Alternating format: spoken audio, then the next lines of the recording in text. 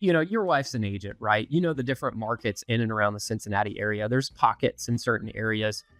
If someone's selling an inherited property, I mean, what would you say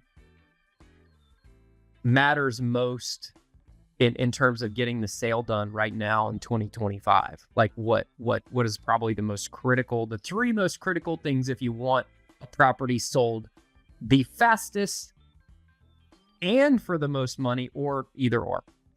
I think it's interesting because things have shifted over the last couple of years. I mean, there was a period, 2020, 2021, where hot garbage just sold for whatever. I mean, you could name your price. The good old days when you could sell a piece of garbage for more than you thought. Yeah. Whereas now you're getting into this place where you're getting back to pickier buyers. I wouldn't say pickier buyers, but like you've got to have everybody, I feel like with the inheritance property, everybody wants to find the young couple that wants the DIY project. Everybody thinks that they're going to overpay for that. And it's like, yes, those people are out there. I was one of them. That's how I got into this whole thing.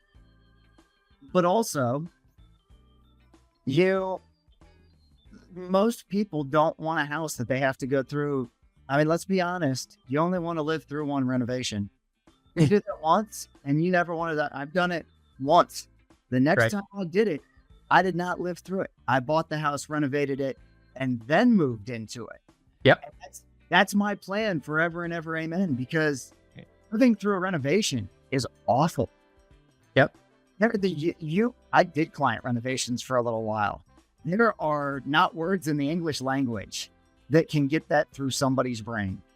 It is amazing to me the number of times that you have to look at somebody and go, this is going to be horrible. This is a terrible process. This is going to suck. You're going to think people are in your space all the time. You're not going to like what's happening. Everything's dirty. This is horrible. People are like, no, we're ready for it. I promise you are not ready for this. This is awful. You're going to hate your life. No. We're so excited about this project. And I think that's maybe the misconception that you have, is that buyer pool is strong. And I'll add to that is that a lot of the people who see you and Christina on HGTV and want to renovate a house, the young couple, there is a certain amount of that they're not willing to do. And we will tell people that deal with us through Probate Resource and my other companies like locally here in Georgia, I'll say, look, the amount of work that your house needs is a little too much for the wide-eyed DIYer, right? Yes. The only buyer that's going to buy your house is an investor.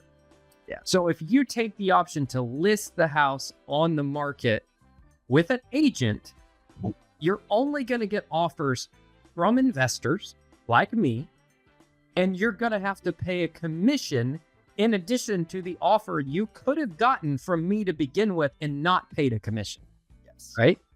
Yes. But now, if your house is not that bad, then yes.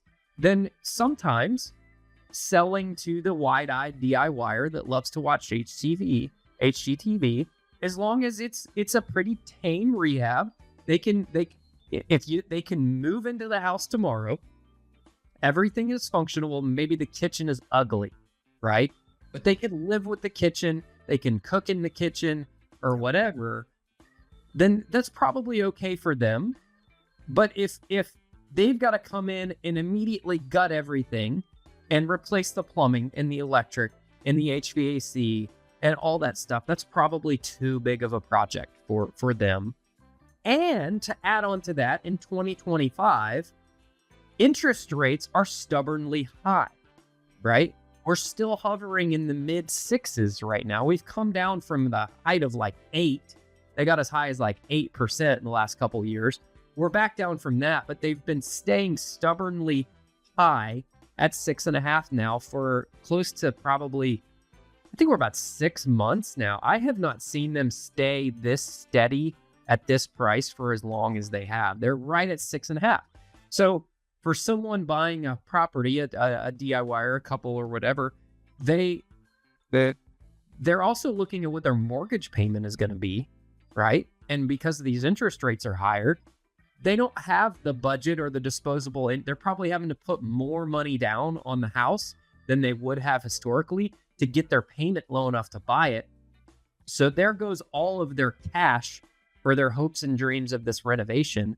So they're probably going to take on a house that doesn't need as much work as the one down the street, because maybe they can spread that project over time as they have money. But if it requires them to do an extensive amount of money right up front before they, or as soon as they move in or before they move in, they're probably going to be more reluctant to buy that property compared to one that doesn't need as much work. And now you're dealing with construction loan, and construction loans are not fun.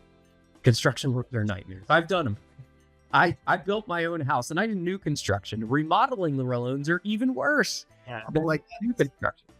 Because then you've got to find a contractor that's willing. We could go down that whole path, and it's not a path that needs to be gone down. But that is an interesting point that you make, especially because in the last 10 years being in this, construction costs have dramatically changed. Yes. I remember in 2016 having a rehab that I did that cost me $83,000, and my head almost exploded.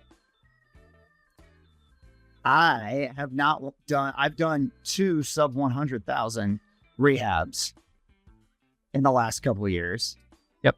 Of many rehabs, and that's become the norm. Whereas, I mean, I was loving the $30,000 to $40,000 rehabs, and if you touch anything of any significance, it's a 6-figure rehab. And so you get these DIYers where it's like, where are you going to find 6 figures, man? Yep. And then you're replacing a roof or an HVAC unit. For example, the house that I talked about with the car in our other video that we did, it has 2 original HVAC units from when the house was built in 2009. Not that old, right? They're 14 years old or 15 years old, but they're at end of life now. 15 years is kind of the max for an HVAC unit. We might be able to, we'll maybe try to sell it, but I've already budgeted in.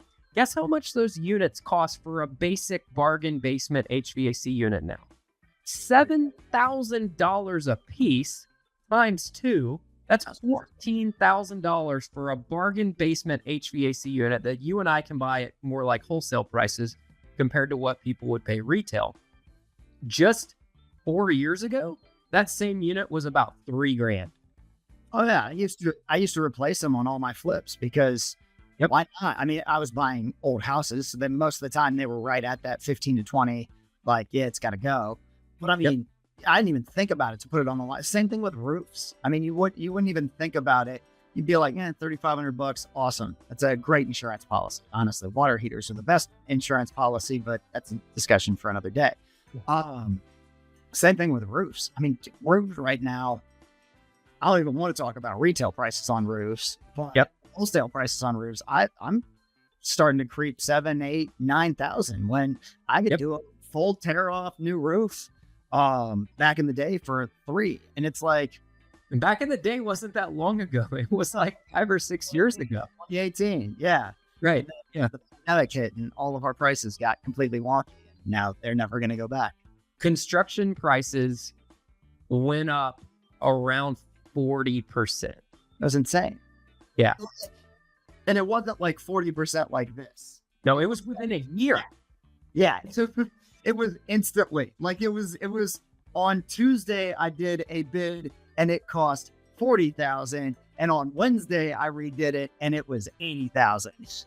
Yep. I remember when I was building my house, I was buying things and I rented a storage unit and I was warehousing equipment, my HVAC equipment, my electrical equipment, appliances, you name it. I was buying them ahead of time because I knew that in 3 months when I needed it, it was going to cost 20% more. So I had these things sitting in storage units that I had pre-bought and fronted a lot of cash and had to argue with my bank to allow me to take a draw against what I came out of pocket for that, because normally they don't reimburse you for that until after it's been installed. But I said, God, for example, my lumber on my personal house, we had to order, and you know this in construction, you don't order all of your lumber at once. You order enough for the next week. And then a week later, you place another order and you order enough for the next week so that your job site is not full of lumber everywhere.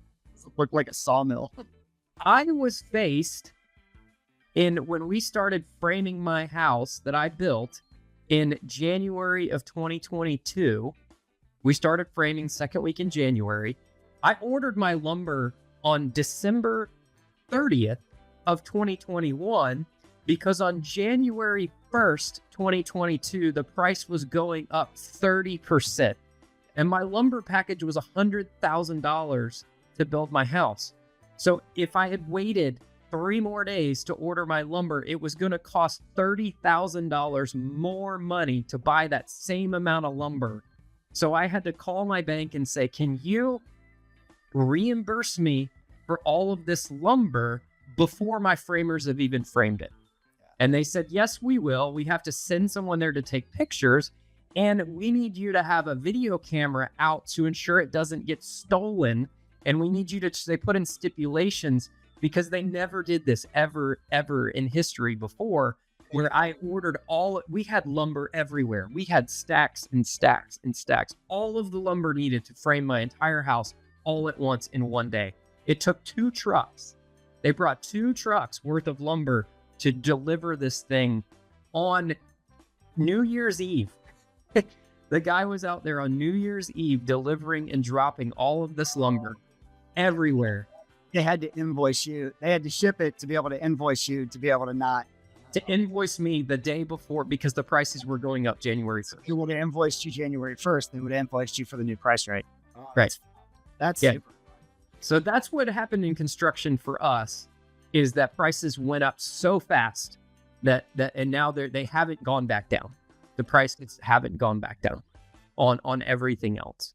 And that's why things have changed significantly.